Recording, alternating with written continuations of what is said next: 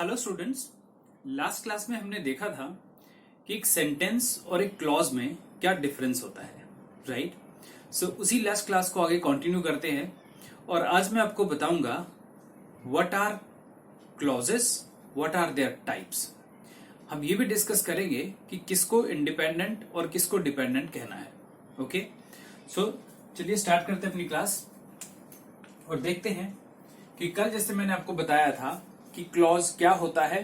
Clause वो sentence का part होता है जिसमें सब्जेक्ट और वर्ब दोनों होता है, राइट? सो एक एग्जांपल मैं लिखता हूं, देखिए। रमेश, देखिए ये एग्जांपल मैंने लिखा है, Ramesh sang a song after Riya had finished her dance performance।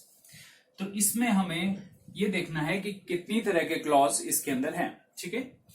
तो मैं ये देख रहा हूं कि ये जो आफ्टर है ये कंजंक्शन है और एक पार्ट कंजंक्शन से पहले होता है और एक कंजंक्शन के बाद में होता है, राइट? तो ये दो पार्ट हो गए।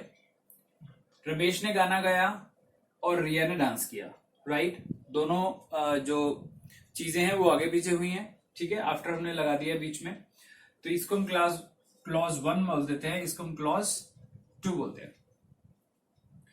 तो हमें ध्यान ये रखना है कि जो क्लॉज 2 है ये आफ्टर के बाद लिखा गया है, तो इसको जब हम देखेंगे, इसे हम आफ्टर के साथ ही देखेंगे, इसको हम आफ्टर के साथ रीड करेंगे और ये इंडिपेंडेंट होगा, ये इंडिपेंडेंट होगा। Okay, Ramesh sang a song, ये इंडिपेंडेंट होगा, ये होगा मेन क्लॉज और आफ्टर के साथ ही लिखा गया, इसको हम डिपेंडेंट क्लॉज बोलेंगे या इसको हम सबऑर्डिनेट क्लॉज भी बोल सकते हैं।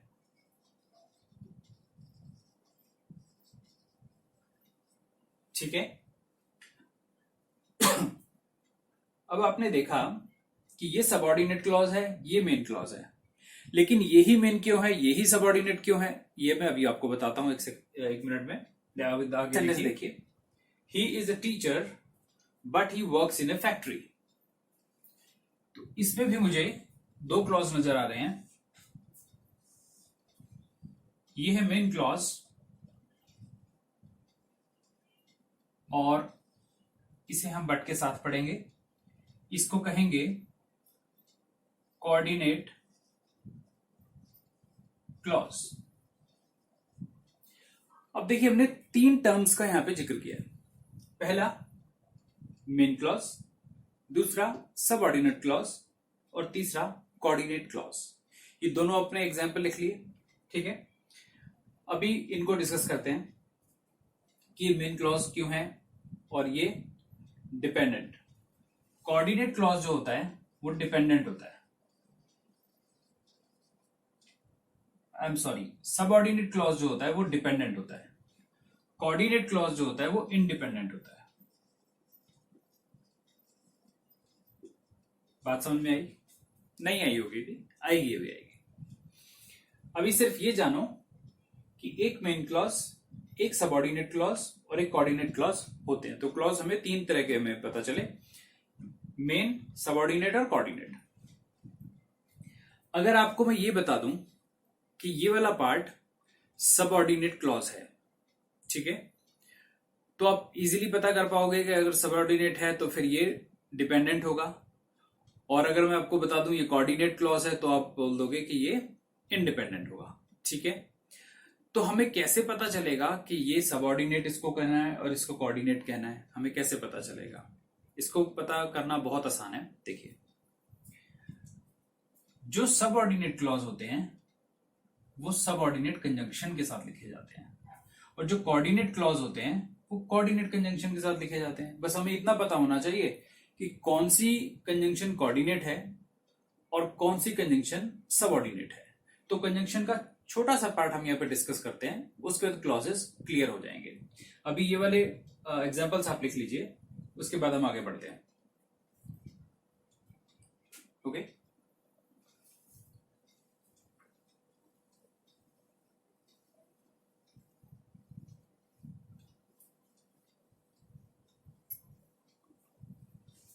देखिए बात करते हैं कोऑर्डिनेट कंजंक्शंस। कोऑर्डिनेट कंजंक्शंस जो होती हैं उसका याद रखने का एक बहुत छोटा सा तरीका है। आप याद रखिए फैन बॉयज,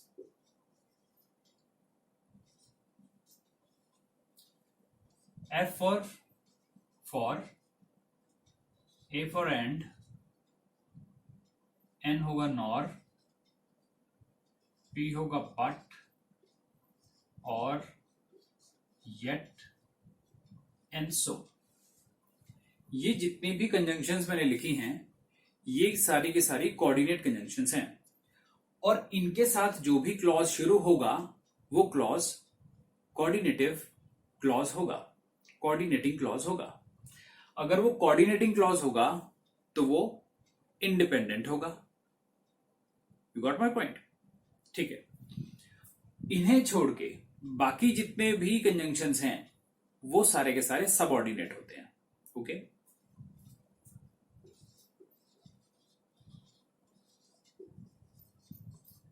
सबऑर्डिनेट कंजंक्शंस, इसमें हम ये लिख देते हैं कि कोऑर्डिनेट कंजंक्शन से होने वाले क्या होंगे? इंडिपेंडेंट।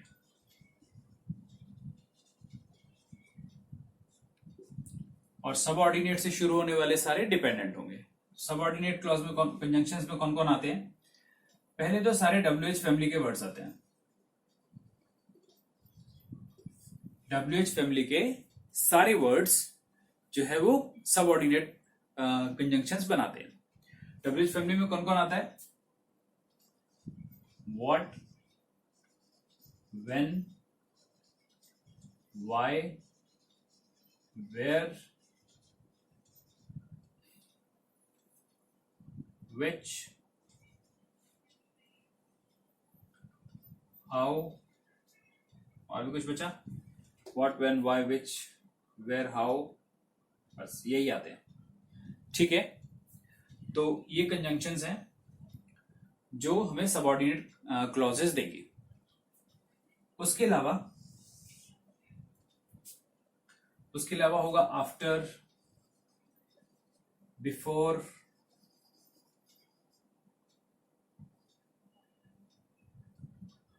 दो, बिकॉज, और होगा अनलेस, until,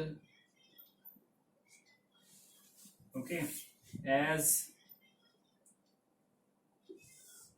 that, then,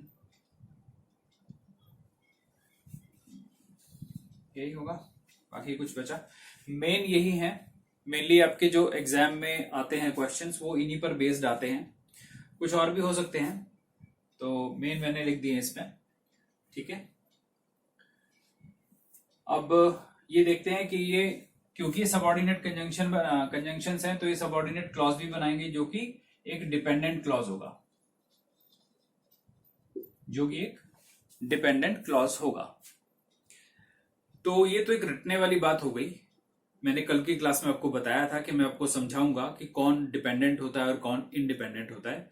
और अब मैं आपको एक रूल और एक फॉर्मूला मैंने आपको पकड़ा दिया है कि जिसमें ये कोऑर्डिनेट कंजंक्शंस लगी हो उसे आप इंडिपेंडेंट बोल देना, और जिसमें सबऑर्डिनेट कंजंक्शंस लगी हो उसे आप डिपेंडेंट बोल देना। तो ये मैंने आपको एक रूल बता दिया, राइट? लेकिन ऐसे नहीं चलेगा ना। हम ये रूल क्यों बना हम उसको समझेंगे, हम उसे सही मायने में समझेंगे कि क्या ये वाक्य में डिपेंडेंट है या नहीं है। ओके, तब मजा आएगा कि जब सच में डिपेंडेंट हमें दिखाई देंगे। कैसे दिखाई देते हैं देखिए, इसको नोट कर लीजिए वीडियो पॉज करके। ओके, मैं मिटाता हूं अब।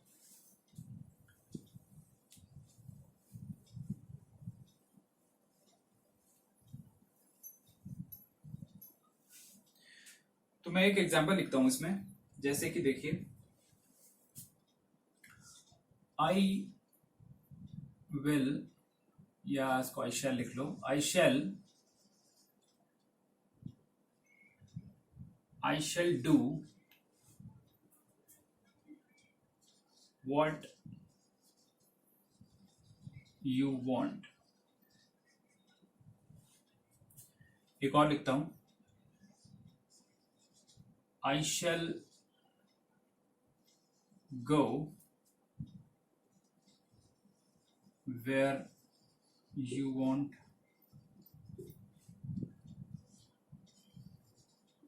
I shall inform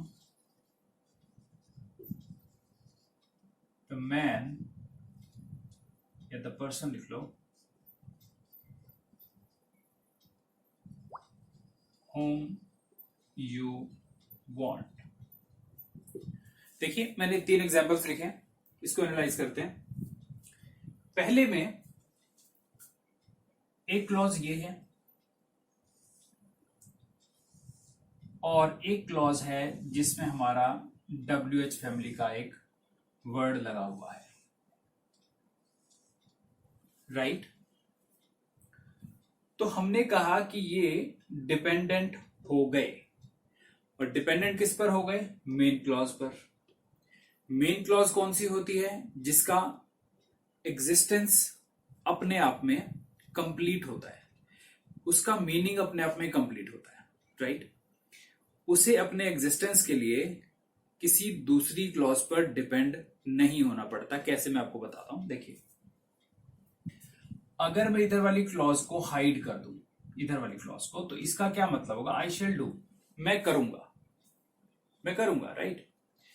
कोई अगर पूछे कि क्या तुम काम करोगे, तो मैं बोलता हूं यस आई शेल डू, तो उसका मतलब हो गया कि अगर मैं ये हटा भी दूं तो इसका काम रुकने वाला नहीं, इसका मीनिंग कंप्लीट होगा. आई शेल गो, मैं चला जाऊंगा, ये भी एक कंप्लीट सेंटेंस है.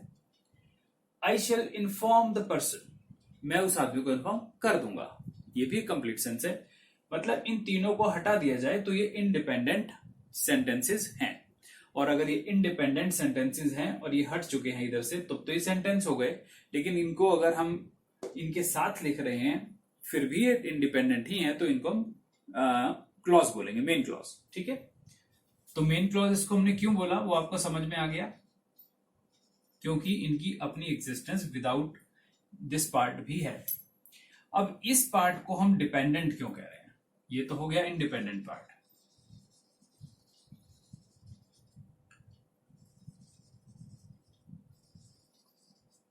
अब इसे इंडिपेंडेंट क्यों कहा हमने? देखिए, पहली तो वही रट्टे वाली बात कि WH फैमिली आ गया तो ये डिपेंडेंट होगा.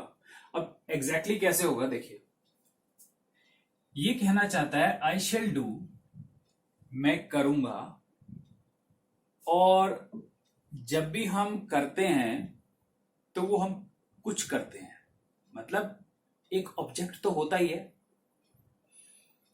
डू का एक ऑब्जेक्ट होता है. क्या क्या होता है ऑब्जेक्ट डू का? कोई खाने का काम करता है तो कहता है मैं खाऊंगा. कोई पीने का काम करता है, कोई पढ़ाने का काम करता है, जो भी काम वो करता है वो डू करता है, राइट. डू मतलब करना. तो आई शेल डू, अब क्वेश्चन आता है व्हाट. तो जो व्हाट का रिप्लाई होगा वही तो ऑब्जेक्ट होगा, और ये व्हाट का ही तो रिप्लाई है. व्हाट यू वांट, जो तुम चाहते हो. मैं क्या करूंगा जो तुम चाहते हो. यानी कि ये डू जो है, इतना पार्ट जो हमने लिखा है वो हमने लिखा है इस डू के लिए.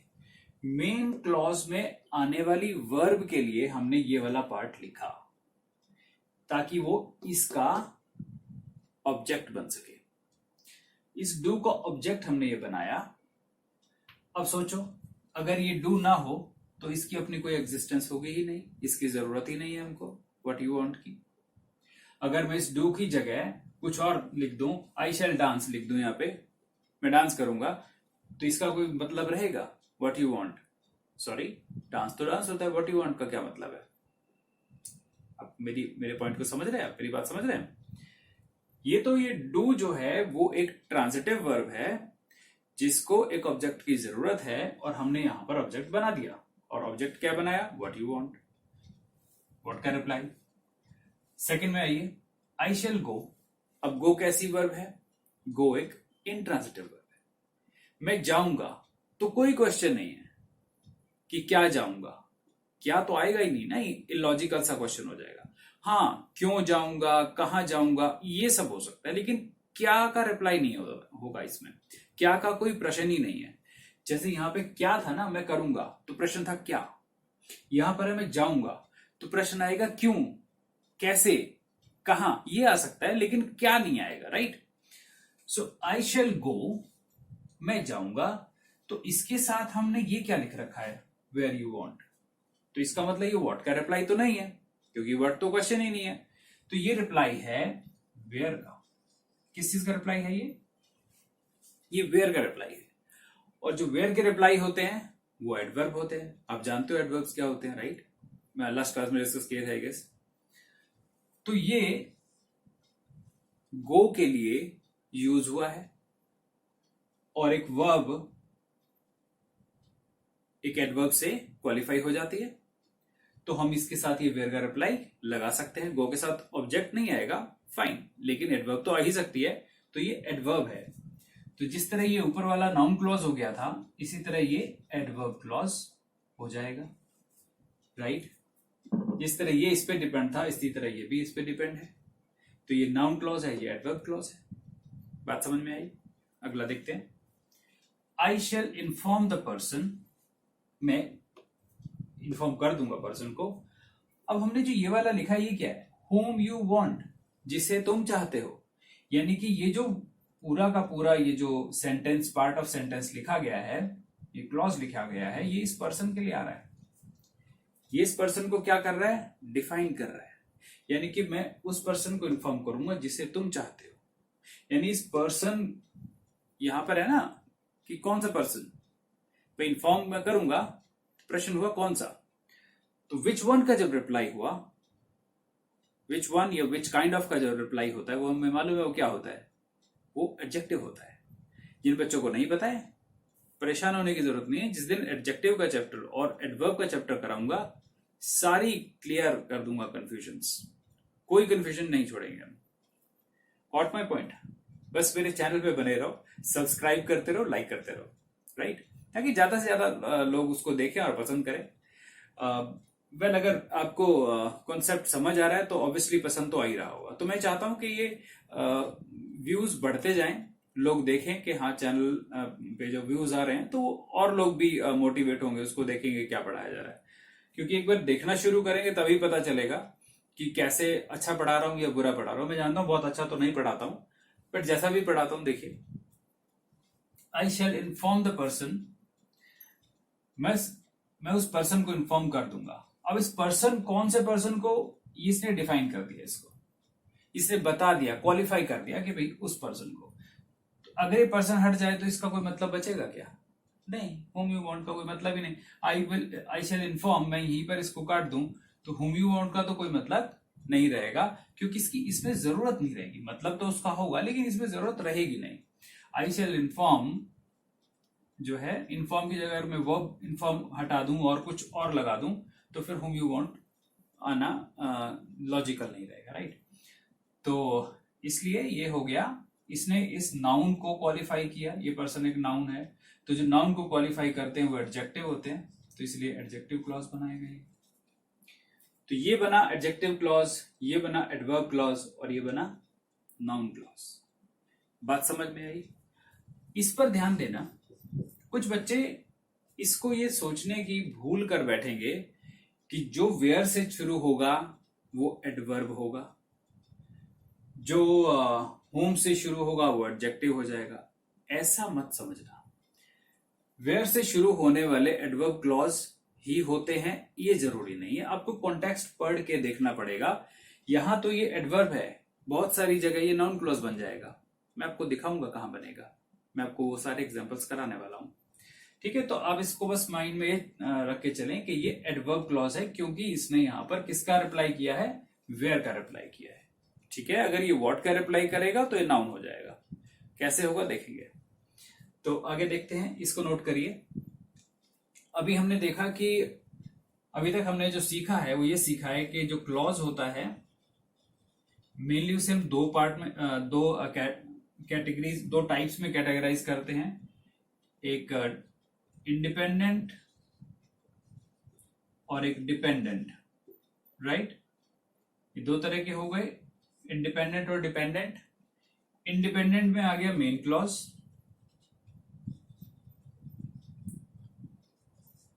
और आ गया कोऑर्डिनेट क्लॉज।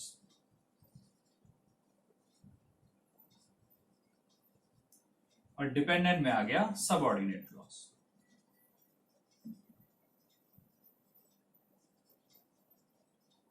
बात समझ में आई?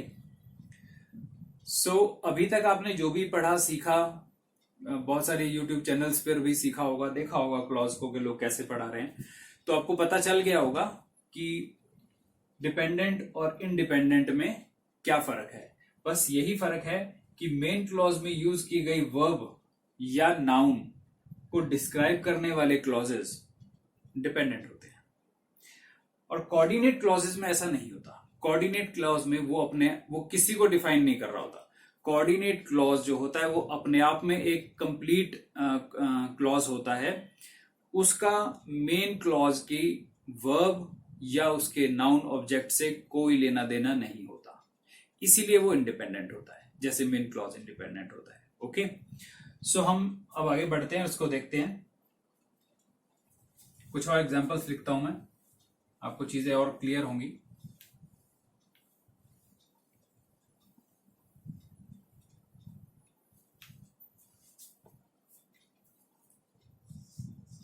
She is the girl who broke, ये वो लड़की है जिसने मेरी विंडो तोड़ दी, right. She is the girl window, ये एक मेन क्लॉज हो गई, ठीक है। एक क्लॉज ये हो गया, वो ब्रोक माई विंडो। इधर का कोई भी वर्ड, इधर के क्लॉज के किसी भी वर्ड को डिफाइन नहीं करता, मॉडिफाई नहीं करता, उसके लिए यूज नहीं हो रहा है, तो ये मेन क्लॉज है। इधर का एक वर्ड, यानी कि ये हु एक रिलेटिव प्रोनाउन होता है। हु किसके लिए यूज किया गया है? गर्ल के लिए यूज किया गया है। हु किसके लिए यूज हुआ है? गर्ल के लिए। यानी कि इस क्लॉज का एक वर्ड इसके लिए यूज हो गया, मेन क्लॉज के एक ऑब्जेक्ट के लिए यूज हुआ, तो इसलिए ये क्या हुआ? डिपेंडेंट। किस पे डिपेंडेंट हुआ? इस पे, इस इंडिपेंडेंट पे हुआ ना। और क्योंकि ये हु ब्रोक माई विंडो जो है, ये कंप्लीट क्लॉज किसके लिए लिखा गया है? गर्ल को डिफाइन करने के लिए, ये बताने के लिए कि वो लड़की, ये लड़की के बारे में लिखा गया, ना ये द के बारे में, ना इस के बारे में, ना शी के बारे में, और किसी चीज के बारे में नहीं कह रहा है, ये इस गर्ल के बारे में कह रहा है, राइट। और गर्ल एक नाउन है। अगर कोई फ्रेज या कोई क्लॉज या कोई वर्ड नाउन को मॉडिफाई कर दे, डिफाइन कर दे, तो उसे हम कहते हैं एडजेक्टिव। तो ये हो गया एडजेक्टिव क्लॉज। बात समझ में आई? नेक्स्ट देखते हैं।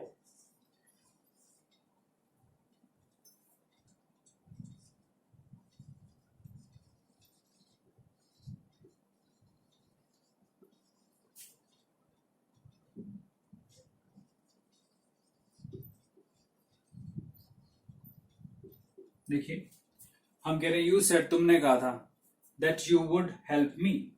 एक तो यहां पर ही खत्म हो गया, सब्जेक्ट और वर्ब, एक क्लॉज हो गया।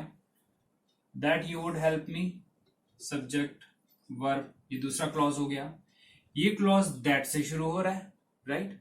दैट भी तो एक सबऑर्डिनेट कंजंक्शन होती है, राइट। तो ये सबऑर्डिनेट क्लॉज है, डिपेंडेंट होगा ही होगा। और ये डिपेंडेंट कैसे होगा अभी देख लेते हैं। ये तो हमें फॉर्मूले से भी पता चली गया कि ये दैट क्लॉज है तो डिपेंडेंट होगी। और ये कर क्या रहा है? देखिए, ये पूरा क्लॉज ये कर रहा है कि यू सेड, तुमने कहा, तो फिर प्रश्न हुआ क्या, और इसमें प्रश्न तो आया ही ना। अगर व्हाट का क्वेश्चन आया है तो इसका मतलब इसको ऑब्जेक्ट चाहिए, और अगर ऑब्जेक्ट चाहिए तो ये सारा का सारा इसका ऑब्जेक्ट ही बनने का तो काम कर रहा है। क्या कहा है वही तो लिखा हुआ है, यू सेड, तुमने कहा। क्या कहा था? वो यही तो है, that you would help me. तो जो ये दैट लगा के हमने क्लॉज बनाया, उसने क्या काम किया? सेड का ऑब्जेक्ट बनने का काम किया। और ऑब्जेक्ट सब्जेक्ट बनने का काम मैंने आपको पिछली क्लास में भी बताया था। जिन बच्चों ने पिछला वीडियो नहीं देखा है, प्लीज वो पिछला वीडियो जरूर देख लें। इस वीडियो को खत्म करके वो वीडियो भी जरूर देखें और लाइक भी करें अगर पसंद आए तो इसमें देखिए मैं बता रहा था कि सेट का ऑब्जेक्ट बना तो ये नाउन क्लॉज होगा क्योंकि ऑब्जेक्ट बनने का काम किया, राइट। तो इस तरह से आपको थोड़ी चीजें क्लियर हो गई। अभी एक दो और एग्जांपल में लिख देता हूं, जैसे कि life is what you make it. किसी ने कहा कि जिंदगी वो है जो आप बनाना चाहते हो, जो आप बना देते हो वही जिंदगी होती है, राइट। सो इसका सब्जेक्ट हो गया, इसका ये वर्ब हो गया। इज मेन वर्ब है लेकिन इज हेल्पिंग वर्ब नहीं है। ये आपको बिल्कुल नहीं पूछना है कि ये हेल्पिंग वर्ब क्यों नहीं है, क्योंकि वो मैं आपको वर्ब के चैप्टर में जरूर बताने वाला हूं कि वर्ब जो है वो हेल्पिंग वर्ब क्यों नहीं है, ये मेन वर्ब क्यों है इज। ठीक है, आगे देखिए। Life is what you make it. Life है जो आप उसे बना देते हो, राइट। तो ये किस चीज का रिप्लाई है? लाइफ इज, ये व्हाट का रिप्लाई है? ये किस चीज का रिप्लाई है? ये व्हाट का रिप्लाई है। और अगर ये व्हाट का रिप्लाई है तो ये क्या है? ये ऑब्जेक्ट है, क्योंकि ये वर्ब है तो वर्ब के बाद क्या आएगा? ऑब्जेक्ट। और अगर ये ऑब्जेक्ट है तो ऑब्जेक्ट तो नाउन ही बनता है, तो ये नाउन क्लॉज हो गया। Life is what you make it. तो इस तरह से एक और नाउन क्लॉज आ गया। और एग्जांपल देखें और देखते हैं।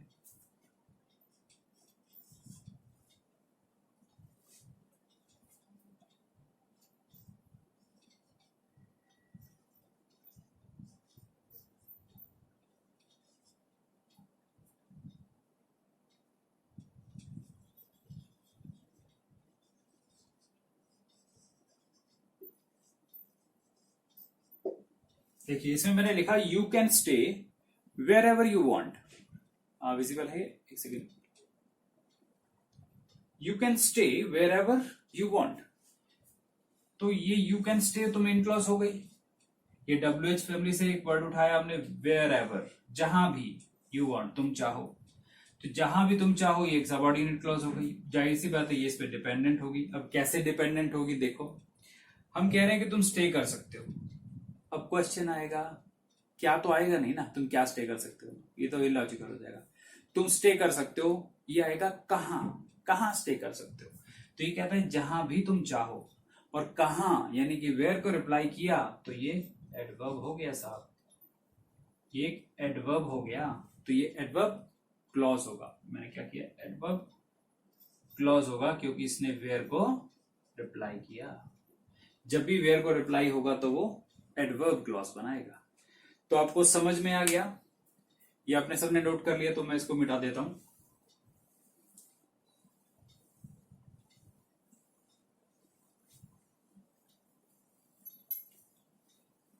तो इसको जल्दी से सम अप करते हैं। देखिए हमने सीखा कि क्लॉज दो तरह का, एक डिपेंडेंट, एक इंडिपेंडेंट। डिपेंडेंट वाले होते हैं सबऑर्डिनेट, इंडिपेंडेंट वाले होते हैं मेन और कोऑर्डिनेट। ठीक है, सबऑर्डिनेट में फिर तीन होते हैं, एक नाउन क्लॉज, एक एडजेक्टिव क्लॉज और एक एडवर्ब क्लॉज।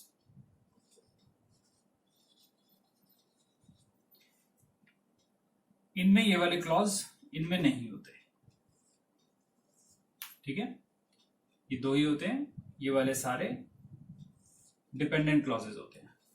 और हमारे सिलेबस में इसी में से ही क्वेश्चन आता है, तो हमें इसी पर ध्यान देना है। इस पर भी ध्यान देना है लेकिन फोकस हमारा इस पर होना चाहिए मेन। ठीक है, तो ये आज हमने डिस्कस कर लिया नाउन, एडजेक्टिव और adverb, main clause, coordinate clause.